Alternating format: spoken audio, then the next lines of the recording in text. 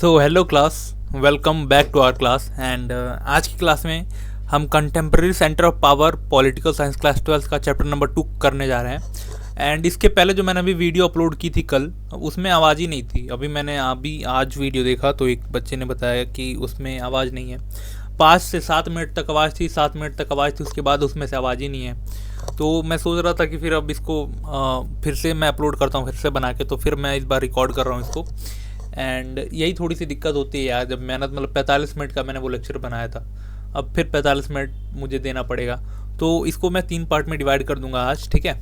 तो चलो थोड़ा सा स्टार्ट करते हैं। एक बच्चे ने क्वेश्चन पूछा था मेरे से कि आप हो कौन, थोड़ा सा आप मुझे बता दो ताकि मैं आप पे ट्रस्ट करके आपके इस यूट्यूब चैनल को फॉलो कर पाऊँ, ठीक है। तो मैं बता देता हूँ। Hello, my name is Rishabh and currently I am preparing for civil services, ठीक है। सिविल सर्विसेज मैं 1 साल से प्रिपरेशन कर रहा हूँ, ठीक है। एंड मैंने 12th में ह्यूमैनिटीज से ही पास आउट हूँ, ठीक है। 12th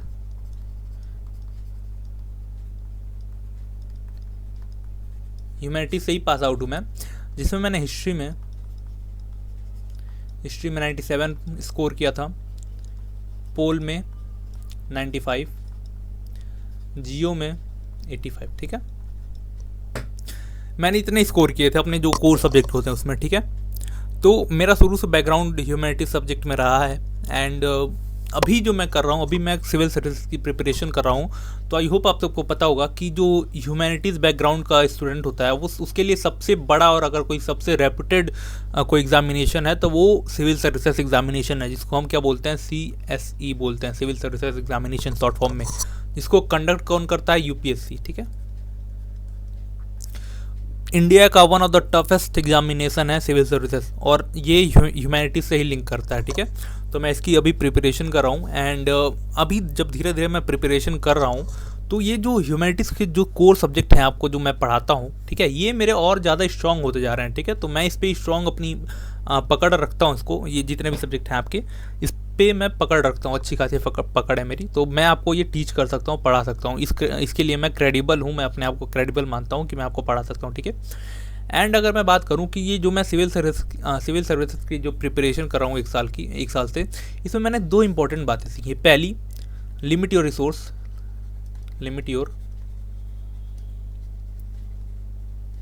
ठीक है। एंड दूसरी, ट्रस्ट योर फैसिलिटेटर, ठीक है। पहला, लिमिट योर रिसोर्स का मतलब है आपको अपने आप को लिमिट करना होगा, ठीक है। अगर मैं सिंपल सी बताऊं, जो CBSE है, जो आपकी जो एग्जामिनेशन बोर्ड है, CBSE बोर्ड है, वो सिर्फ आपको एक बुक रिकमेंड करता है, ठीक है, NCERT, ठीक है। और आजकल मैं क्या देखता हूँ, आजकल जितने भी यूट्यूब पे चैनल्स हैं या फिर और जितने भी इंस्टीट्यूट हैं, वो क्या करते हैं, एरू गैरू अलग अलग तरीके की पब्लिकेशन की बुक ले आके आपको इतने अलग अलग तरीके के क्वेश्चन कराते हैं। इससे क्या होता है? इससे कुछ नहीं होता। सिंपल सी बात है भाई, आप सिर्फ और सिर्फ NCERT फॉलो करो, और अगर कुछ आपको एक्स्ट्रा करना है तो प्लस में PYQ लगा लो, ठीक है, ठीक है। ये इनफ है, मोर देन इनफ है भाई। इससे ज़्यादा आपको कुछ करने की ज़रूरत नहीं है। आपको 10 तरह की बुक लेने की ज़रूरत नहीं है, आपको 10 जगह जाने की ज़रूरत नहीं है, आपके दिमाग को कंफ्यूज करने की ज़रूरत नहीं है। माइंड में जितनी क्लियरिटी होगी, जितने आपके रिसोर्स लिमिट होंगे, उतनी ज़्यादा चांसेस होंगे कि आपको बहुत अच्छे मार्क्स मिलेंगे किसी भी एग्जामिनेशन में। मैं ये नहीं बात कर रहा कि सिर्फ CUET में या फिर बोर्ड्स में, मैं ये बात सिविल सर्विसेज के लिए भी कर रहा हूँ, ठीक है। यहाँ पे भी आप जितने रिसोर्स को लिमिट करोगे उतनी ज़्यादा चांसेस हैं कि आप अच्छा स्कोर कर पाओगे, ठीक है। ये सब में हमारे दिमाग का खेल होता है कि ये भी पढ़ लेता हूँ, इससे भी आ जाएगा, ये भी पढ़ लेता हूँ, उससे भी। आपके एज में मैं भी था तो मैं भी यही करता था, डोंट माइंड, ठीक है। बट मुझे थोड़ी थोड़ी कभी चिढ़ मचती थी देख के कि भाई ये क्वेश्चन हो क्यों नहीं रहा है मेरे से। तो इसलिए थोड़ा सा अपने माइंड को क्लियर रखना आप। और मैं सिर्फ और सिर्फ NCERT ही फॉलो करता हूँ। आप मेरे कोई भी लेक्चर देखना, जितने भी मैं PPT बनाता हूँ, सिर्फ और सिर्फ NCERT पे ही है, ठीक है। मेरे पास और कोई बुक ही नहीं है, सिर्फ मैं NCERT पढ़ाता हूँ प्लस PYQ देखता हूँ, ठीक है। मैंने यही दोनों के कॉम्बिनेशन से पिछले जो इस साल के बच्चे थे उनका जियो का पेपर प्रिडिक्ट किया था, ठीक है। 90% पेपर मैंने प्रिडिक्ट किया था इससे, ठीक है। हिस्ट्री मैंने लेक्चर लिए नहीं थे इस बार, क्योंकि थोड़ा सा मेरे प्रिपरेशन में मैं खुद बिजी था। जियोग्राफी पॉलिटिकल साइंस का भी लेक्चर नहीं ले पाया था मैं, जियो का मैंने लेक्चर लिया था इस बार, ठीक है। और इस साल से मैं लगातार ऐसे लेक्चर लेता रहूँगा, अब नहीं वो रुकने वाली गाड़ी, ठीक है।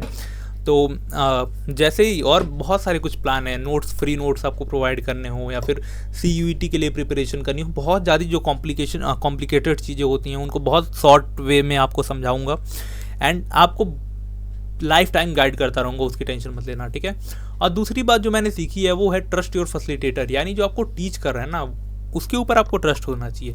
मैं नहीं ये बोलूँगा कि आप मेरे को ट्रस्ट करो, ठीक है। मेरे से बहुत अच्छे अच्छे टीचर हैं जिनके पास 5 साल 10 साल का एक्सपीरियंस है, आप उनको फॉलो करो, कोई दिक्कत नहीं है। बट जो भी आपको टीच कर रहा है, कुछ बता रहा है, कुछ समझा रहा है, उसके ऊपर आपको ट्रस्ट होना चाहिए कि ये मुझे गलत टीचिंग नहीं देगा, ये मुझे गलत नहीं पढ़ाएगा, ठीक है।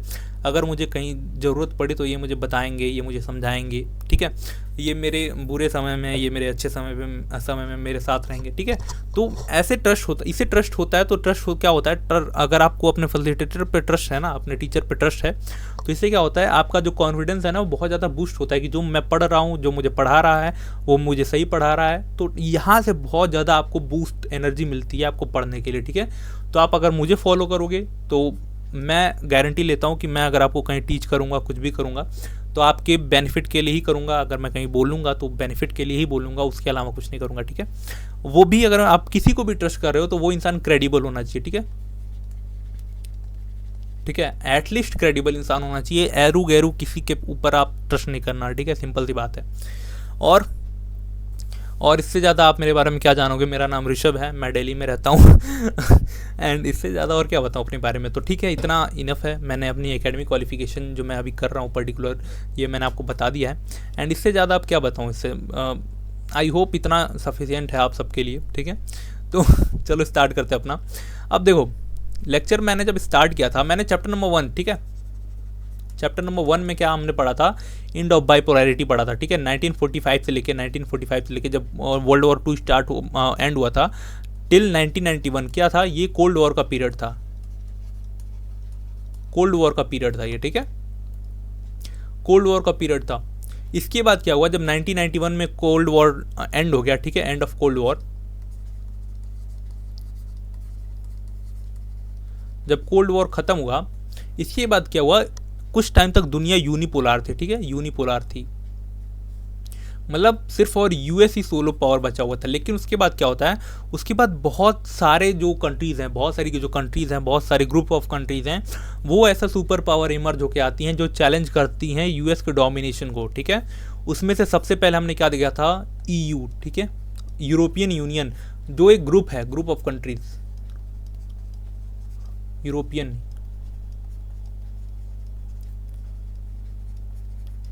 ठीक है। उसके बाद हमने आज के वीडियो में हम देखेंगे आसियान, वेट ये क्या, उसके बाद हम आज हम देखेंगे आसियान, ठीक है। ये किसका ग्रुप है, group of south east Asian nation, ठीक है। ये ग्रुप है, मतलब कुछ कंट्री एक साथ मिलकर एक ग्रुप बनाती हैं, एक ऑर्गेनाइजेशन बनाती हैं, ठीक है, एक यूनियन बनाती हैं, एंड देन वो यूनियन अपने आप में बहुत ज़्यादा पावरफुल होता है, ठीक है। इसी तरह कुछ कंट्री अलग निकल के आती हैं, बहुत ज़्यादा सुपर पावर होती हैं, जैसे चाइना, ठीक है, जैसे साउथ कोरिया, जैसे जापान, और जैसे इंडिया। तो ये या तो इंडिया तो आपके बुक में नहीं है, ये एडिशनल टॉपिक में था प्रीवियस ईयर तक, बट ये अब नहीं है, तो अब मैं पढ़ाना भी नहीं चाहता, ठीक है। इंडिया के बारे में सब कुछ पता है। तो आज हम क्या करेंगे, आज हम बेसिकली लेक्चर ज़्यादा लंबा ना हो जाए इसलिए हम बस आसियान को कवर करेंगे, ठीक है, क्योंकि आसियान EU जितना ही बड़ा टॉपिक है, ठीक है। एंड देन फिर एक ही वीडियो में हम ये तीनों को कवर कर लेंगे, China, south Korea and Japan, ठीक है। साउथ कोरिया और जापान एक बहुत छोटे टॉपिक है, 5 मिनट का टॉपिक है ये। तो चाइना और ये जो साउथ कोरिया एंड जापान है, इन दोनों को हम एक टॉपिक में कवर कर लेंगे, ठीक है। तो आई होप आपको इससे कोई दिक्कत नहीं होगी। ये है आपका इंडेक्स, आज हम सिर्फ आसियान करने वाले हैं, ठीक है। चलो बात करते हैं आसियान की, ठीक है। मैं अगर मैप पे पहले देख लेते हैं, मैप में कहाँ पे है ये, ठीक है, ठीक है। अगर मैं मैप की बात करूँ तो ये देखो आप, ठीक है। मैप में अगर मैं साउथ एशियन कंट्रीज़ की बात करूं तो ये देखो, अब ये जो है ये हमारा भारत है इधर, ठीक है। ये हमारा जो है साउथ नॉर्थ ईस्टर्न स्टेट है, ठीक है।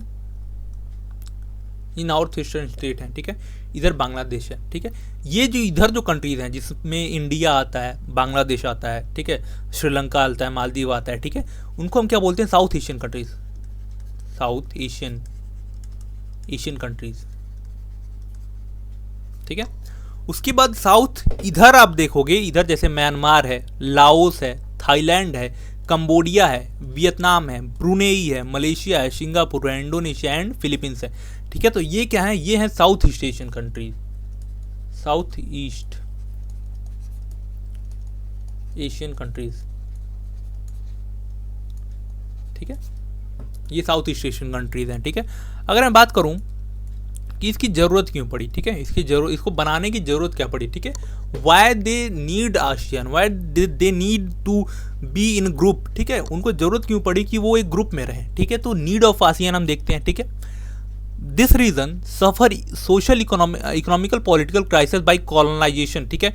जैसा आपको पता होगा, जब इंडिया गुलाम था, ठीक है, जब इंडिया गुलाम था तो इंडिया का जो भी रिसोर्स था, ठीक है, जो भी रिसोर्स थे, जो भी वेल्थ था, वो एक्सप्लॉइट किया गया था। किसके थ्रू? किसके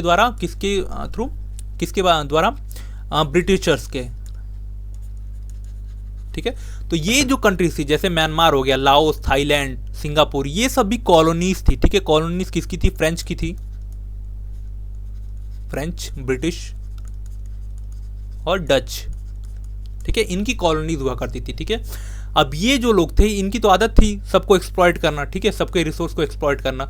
इन लोगों ने म्यांमार की, लाओस की, थाईलैंड की, ये जितनी भी कंट्रीज थी, सबका जो रिसोर्स था सबको वो कर लिया था इन्होंने, ठीक है, सबको एक्सप्लॉइट किया था। इसकी वजह से क्या था? इसकी वजह से हो रहा ये था कि यहाँ पे बहुत बड़े लेवल पे सोशल पॉलिटिकल क्राइसिस डेवलप हो गया था, ठीक है। उसके बाद क्या हुआ? After second world war nation face problem of nation building, ठीक है। सेकेंड वर्ल्ड वॉर के बाद जो कंट्रीज बहुत थोड़ी सी आज़ाद हुई यहाँ पे, उन्होंने नेशन बिल्डिंग में बहुत प्रॉब्लम फेस की, ठीक है। To ensure social political and social economical political and social cultural development. अब देखो, अगर हम साथ रहेंगे, ये सारी कंट्रीज एक साथ हो जाएं, ठीक है, तो ये जो पॉलिटिकल और इकोनॉमिकल क्राइसिस है उससे निकल पाएंगे, ठीक है। तो इसलिए इनको जरूरत थी ग्रुप बनाने की, ठीक है, टू इंश्योर, और ये इंश्योर करने के लिए कि हमारा डेवलपमेंट होता रहे, हमारी इकोनॉमी डेवलप करती रहे, हमारा पॉलिटिकल डेवलपमेंट होता रहे, इसके लिए भी इनको इसकी ऑर्गेनाइजेशन की जरूरत थी कि हम सब साथ रहते हैं, ठीक है। To join any block the south eastern Asia could not afford, ठीक है। अब देखो, मैंने बताऊं 1945 से लेके, मैंने आपको बताया 1945 से लेके 1991 तक जो वर्ल्ड था वो दो पार्ट में डिवाइड था, ठीक है, दो पार्ट में डिवाइड था। पहला था यूएसए, ठीक है, और दूसरा था यूएसएसआर, ठीक है। अब जो ये एशियन कंट्रीज थी, साउथ ईस्ट एशियन कंट्रीज थी, ये अगर किसी भी ब्लॉक को ज्वाइन करती, ठीक है, तो ये दोनों क्या कर रहे थे? ये दोनों वॉर कर रहे थे।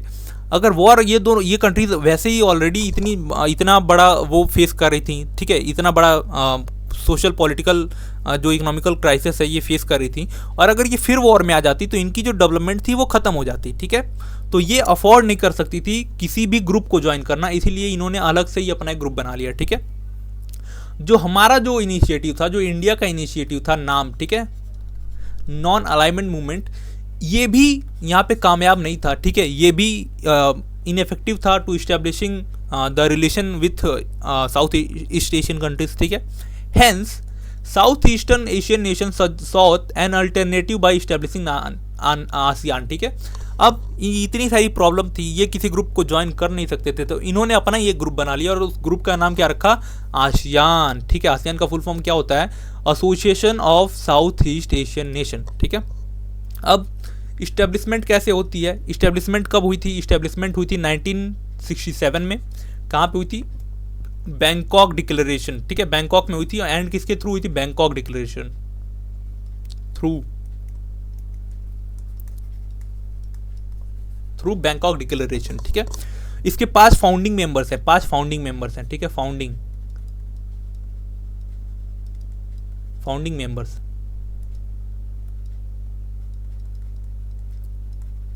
फाउंडिंग मेंबर हैं जिन पे Indonesia, Malaysia, Thailand, Singapore and Philippines. ये याद रखना आप, ठीक है।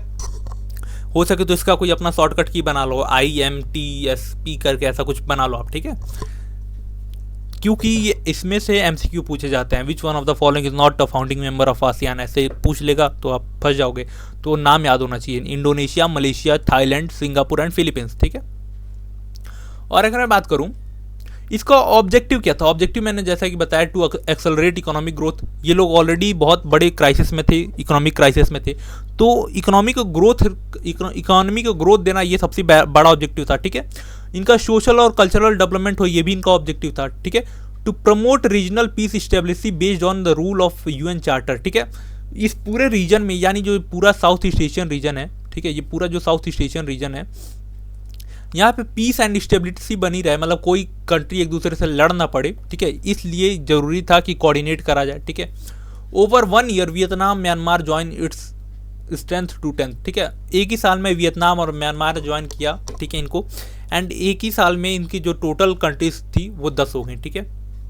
अब हम देखते हैं कि जो EU है, ठीक है, यानी जो यूरोपियन यूनियन है और जो आसियान है, वो दोनों क्या सेम है। जैसा कि आपको पता है जो यूरोपियन यूनियन है, ठीक है, वो यूरोपियन यूनियन अब कोई यूनियन लगता ही नहीं है, ऐसा लगता है कि वो कोई कंट्री है।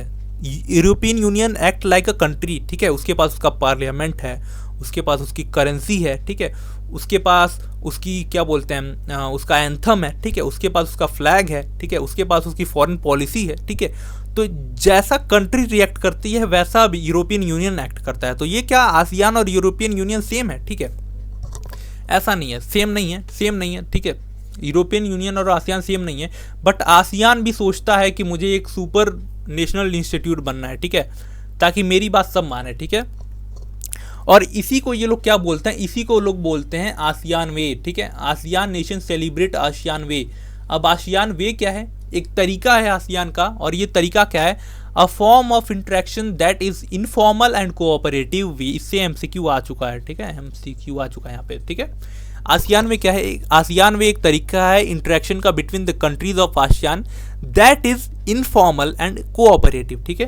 जैसे मान लो एग्जांपल, जैसे अगर कोई दो कंट्री एक दूसरे के साथ अगर कुछ बात कर रही हैं, ठीक है, तो वो क्या होता है, वो बहुत फॉर्मल वे में होता है, ठीक है, फॉर्मल वे में होता है, क्योंकि दो कंट्री एक दूसरे के साथ बात कर रही हैं। बट क्या है, आसियान की जो कंट्रीज हैं, ठीक है, आसियान की जो कंट्रीज हैं वो आसियान वे में बिलीव करती हैं। आसियान में क्या है, ASEAN way is a interaction that is informal, मतलब ये जो दो कंट्रीज हैं एक दूसरे के साथ कैसे बात करेंगी, इनफॉर्मल वे में बात करेंगी, एक फ्रेंडली तरीके से बात करेंगी, ठीक है, ताकि सब लोग एक फैमिली की तरह यहाँ पे रह पाएँ, ठीक है, कोऑपरेट कर पाएँ एक दूसरे के साथ, ठीक है। Each country of ASEAN respect national sovereignty, ठीक है, नेशनल सोवरेनिटी को रिस्पेक्ट करती है हर कंट्री एक दूसरे को, ठीक है, एक दूसरे के नेशनल सोवरेनिटी को रिस्पेक्ट करती है हर दूसरी कंट्री, ठीक है। इन 2003, ठीक है, ASEAN moved along the path of EU and establish ASEAN community, ठीक है। अब धीरे धीरे आसियान भी EU के जो EU का रास्ता था कि मुझे सिक्योरिटी में भी कुछ करना है, मुझे पॉलिटिकल में भी कुछ करना है, ठीक है, तो ऐसे ही करके जो आसियान है उसने भी आसियान कम्युनिटी इस्टेब्लिश की, ठीक है, जो किस पे बेस्ड थी, 3 पिलर पे बेस्ड थी, ठीक है। अब दो इस्टेब्लिश की है कम्युनिटी, तो आसियान पहला कौन सी कम्युनिटी है, पहला है आसियान सिक्योरिटी कम्युनिटी, ठीक है, नाम से ही पता चल रहा है कि सिक्योरिटी से डील करेगी। और दूसरा क्या है, आसियान इकोनॉमिक कम्युनिटी, ये नाम से ही पता चल रहा है कि ये डील करेगी इकोनॉमी में, ठीक है। आसियान सिक्योरिटी का क्या मतलब है, ASEAN security community ASEAN security committee का मतलब है territorial dispute should not escalate into armed conflictation, ठीक है। मतलब अगर किसी कंट्रीज के बीच में, किसी दो कंट्री के बीच में, मान लो ये जो थाईलैंड है और कंबोडिया है, ठीक है, इन दोनों का बॉर्डर लगता है एक दूसरे से, ये ठीक है, और इन दोनों के बीच में अगर कोई टेरिटोरियल डिस्प्यूट हो जाता है तो इस कंडीशन में ऐसा नहीं होना चाहिए कि ये जो टेरिटोरियल डिस्प्यूट है वो आर्म्स कॉन्फ्लिक्ट में बदल जाए, मतलब हथियार ना उठ जाएं, वॉर ना हो जाए, इस कंडीशन तक बात नहीं जानी चाहिए, ठीक है। Several agreement in which state promise to uphold peace, बहुत ज़्यादा एग्रीमेंट किए गए थे, ठीक है, सब कंट्रीज के बीच में, to promote peace and establishing in this region, ठीक है। इसी को देखते हुए 1994 में आसियान रीजनल फोरम बनाया गया था, ठीक है। आसियान रीजनल फोरम का काम क्या होता है, it carry out coordination of security and foreign policy, ठीक है। आसियान रीजनल फोरम पे क्या होता है, ये जितनी भी कंट्रीज हैं साउथ ईस्ट एशियन नेशन की, वो एक दूसरे के साथ कोऑर्डिनेट करती हैं on security and foreign policy, ठीक है। अगर मैं आसियान इकोनॉमिक कम्युनिटी की बात करूं तो आसियान जो कंट्रीज हैं ये फास्टेस्ट ग्रोइंग इकोनॉमी है, ठीक है। ऑब्जेक्टिव क्या था इसका, ठीक है, objective was to create common market, मतलब जितनी भी आसियान की कंट्रीज हैं इन सब के लिए कॉमन मार्केट बना देना, ठीक है। मतलब कोई भी ये जो बॉर्डर है, बॉर्डर खत्म कर देना, सबके लिए कॉमन मार्केट होगा, ठीक है। कोई यहाँ से सामान नहीं मिला तो दूसरे देश में जाके ले आओ भाई, ऐसा कॉमन मार्केट बना देना, ठीक है। Create free trade area, FTA जिसको हम बोलते हैं, create free trade area for investment and labour science, ठीक है। फ्री ट्रेड एरिया का मतलब मैं समझा देता हूँ आपको, ठीक है। देखो मैं अगर इंडिया के कॉन्टेक्स्ट में समझाऊँ तो इंडिया का ये मैप है, ठीक है। मैप गंदा बना है आई होप, ठीक है। तो इंडिया का जैसे मान लो ये एक एरिया, ठीक है, इसको गवर्नमेंट ने हमारे किया इसको गवर्नमेंट ने किया, ये बना दिया इसको फ्री ट्रेड एरिया, ठीक है। अब फ्री ट्रेड एरिया में क्या होता है, अगर कोई कंट्री, ठीक है, या कोई भी कंपनी आके पर्टिकुलरली इस एरिया में इन्वेस्टमेंट करेगी तो उस पर हम टैक्स नहीं लेंगे, ठीक है। उससे हमें बेनिफिट क्या होता है, देखो बेनिफिट क्या होता है, हमें टैक्स तो नहीं मिलता, ठीक है, बट क्या होता है, इससे इकोनॉमी बहुत ज़्यादा जनरेट होती है, मतलब इससे एम्प्लॉयमेंट जनरेट होगा, मतलब यहाँ के अगल बगल के लोग यहाँ पे आएंगे काम करने के लिए, ठीक है। तो यहाँ से हमारी इकोनॉमी जनरेट होगी, अनएम्प्लॉयमेंट जनरेट होगा, उससे हम जो पैसा कमाएंगे वो अलग होगा, ठीक है, उस पर हम टैक्स लगाएंगे वो अलग होगा, ठीक है। India has a free trade agreement with ASEAN, free trade agreement का आई होप आपको मतलब पता होगा, अगर इंडिया कोई सामान आसियान कंट्रीज को बेचेगा तो उस पर टैक्स नहीं लगेगा, और अगर आसियान कंट्रीज इंडिया को कोई सामान बेचेंगी तो उस पर इंडिया टैक्स नहीं लेगा, ठीक है। तो ये होता है फ्री ट्रेड एग्रीमेंट, ठीक है। इंडिया और आसियान का फ्री ट्रेड एग्रीमेंट है ऑलरेडी, ठीक है। आसियान के बारे में बात बताऊं तो मैंने आपको बताया रैपिड ग्रोइंग रीजनल ऑर्गेनाइजेशन है, ठीक है। इसके बाद इसका 2020 तक विजन था कि जो आसियान है ना, ये पूरे दुनिया का इंटरनेशनल कम्युनिटी का एक अल्टरनेट के तौर पे निकल के आए, जहाँ पे लोग आए यहाँ पे काम करें, यहाँ पे इन्वेस्टमेंट करें, ठीक है। आसियान ने बहुत पीस एंड कोऑपरेशन का भी काम किया है, जैसे कंबोडिया में जो कॉन्फ्लिक्ट चल रहा था उसमें मीडिएटर का काम किया था, ठीक है। और ईस्ट टाइमोर क्राइसिस जो था उस टाइम पे भी इसने मीडिएट किया था, ठीक है। तो ये बस नाम याद कर लेना, कंबोडिया कॉन्फ्लिक्ट में किसने मीडिएट किया था, आसियान ने, एंड ईस्ट टाइमोर क्राइसिस में भी इसी ने मीडिएट किया था, ठीक है। इसको ज़्यादा डेप्थ में जाने की जरूरत नहीं है, ठीक है। अगर मैं बात करूं इंडिया एंड आसियान कंट्रीज की रिलेशन की, ठीक है, इंडिया एंड आसियान कंट्रीज का रिलेशन की, ठीक है। During cold war India foreign policy not paying attention to ASEAN, ठीक है। जब कोल्ड वॉर था, ठीक है, 1995 से लेके 1991 तक, ठीक है, जो इंडिया था, इंडिया की जो फॉरेन पॉलिसी थी वो आसियान कंट्रीज को कोई भाव नहीं दे रही थी, ठीक है। ये जो आसियान कंट्रीज इधर हैं इनको कोई भाव नहीं मिल रहा था, ठीक है। उसके बाद क्या हुआ, जब जो आसियान कंट्रीज है इनकी जो मार्केट है वो ग्रो होने लगी, ठीक है, इनकी जो इकोनॉमी है वो बहुत ज़्यादा ग्रो होने लगी, तब क्या हुआ, तब इंडिया का ध्यान इधर गया, ठीक है। तब इंडिया का ध्यान इधर गया, ठीक है, इंडिया का चाइना का ध्यान इधर गया कि यहाँ पे बहुत बड़ा मार्केट है, हम इसको सामान बेच सकते हैं, ठीक है। But in recent year ASEAN Indo FTA came into force from 2010, ठीक है। उसके बाद जब हमारा ध्यान इधर गया कि आसियान एक बहुत बड़ा मार्केट निकल के आ रहा है, तो हमने क्या किया, Indo ASEAN free trade agreement sign किया, ठीक है। ASEAN Indo free trade agreement कब साइन हुआ था, 2010 में, ठीक है। 2010 में फ्री ट्रेड एग्रीमेंट हमने साइन कर लिया, ठीक है। अब इंडिया जो था, इंडिया का जो पहले पॉलिसी हुआ करती थी उसको हम बोलते हैं लुक ईस्ट पॉलिसी, ठीक है, लुक ईस्ट, ठीक है, लुक ईस्ट पॉलिसी, मतलब हम बस देखते थे कि इधर क्या हो रहा है, हम कुछ इस पर रिएक्ट नहीं करते थे, ठीक है, हम कोई अटेंशन पे नहीं करते थे, हम बस देखते थे, ठीक है। बट 2010 के बाद से जब हमें ये रियलाइज़ हुआ कि जो आसियान कंट्रीज़ हैं इनका जो मार्केट है वो बहुत बड़ा है, ठीक है, यहाँ पे हम बहुत ज़्यादा पैसे कमा सकते हैं, यहाँ पे इन्वेस्टमेंट हो सकती है, ये हमारे कंट्रीज़ में आके इन्वेस्टमेंट कर सकते हैं। तो हमारी जो पॉलिसी थी ये लुक ईस्ट पॉलिसी से बदल के क्या हो गई, एक्ट ईस्ट पॉलिसी, ठीक है, एक्ट ईस्ट पॉलिसी, ठीक है, ठीक है। लुक ईस्ट पॉलिसी से अब हमारी पॉलिसी क्या है, एक्ट ईस्ट पॉलिसी है, मतलब हम एक्ट करना चाहते हैं, हम बातचीत करना चाहते हैं, हम इन्वेस्टमेंट करना चाहते हैं आसियान कंट्रीज़ के साथ, ठीक है। अगर मैं बात करूं आसियान की इंपॉर्टेंस की, तो आसियान का बहुत ज़्यादा इंपॉर्टेंस है, क्योंकि ये जो पूरा रीजन है साउथ ईस्टर्न रीजन जो हमारी कंट्रीज़ का है, ठीक है, जैसे इंडियन पेनिनसुलर है, ठीक है, पेनिनसुलर बोल रहा हूँ, सॉरी, जो इंडियन सब कॉन्टिनेंट है, जैसे इंडिया है, नेपाल है, बांग्लादेश है, ठीक है, ये जो कंट्रीज़ हैं एंड जो आसियान की कंट्रीज़ हैं, ये इतना बड़ा लैंड मास है, यहाँ पे कोई एक बहुत बड़ा रीजनल ऑर्गेनाइजेशन नहीं है, ठीक है। साउथ एशियन कंट्रीज़ का है, जो हमारी कंट्रीज़ हैं जैसे इंडिया है, पाकिस्तान है, ठीक है, उनका सार्क है, ठीक है, south Asian association for regional corporation, ठीक है, ये हमारे है। बट जब इंडिया और पाकिस्तान एक दूसरे के साथ नहीं रह सकते, जो दो बहुत बड़ी कंट्रीज हैं वो एक दूसरे के साथ नहीं रह सकती, तो इसकी कोई वैल्यू है नहीं, ठीक है, तो ये खत्म हो जाता है। तो इस कंडीशन में जो आसियान है इसकी वैल्यू बहुत ज़्यादा बढ़ जाती है। क्यों?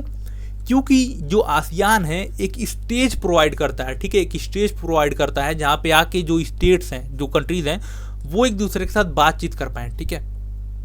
जो भी कंट्रीज़ हैं, जो मेजर कंट्रीज़ हैं, जो बड़ी बड़ी कंट्रीज़ हैं, वो अपने आइडियाज़ आके डिस्कस कर पाएँ आसियान के साथ। एक पॉलिटिकल फोरम प्रोवाइड करता है आसियान, ठीक है, आसियान प्रोवाइड पॉलिटिकल फोरम, ठीक है, where major countries where discuss their ideas, ठीक है, जहाँ पे आके सारी कंट्रीज अपना आइडिया डिस्कस करती हैं, ठीक है, आगे कैसे हमें रहना है, वो सारी बातें होती हैं यहाँ पे, ठीक है।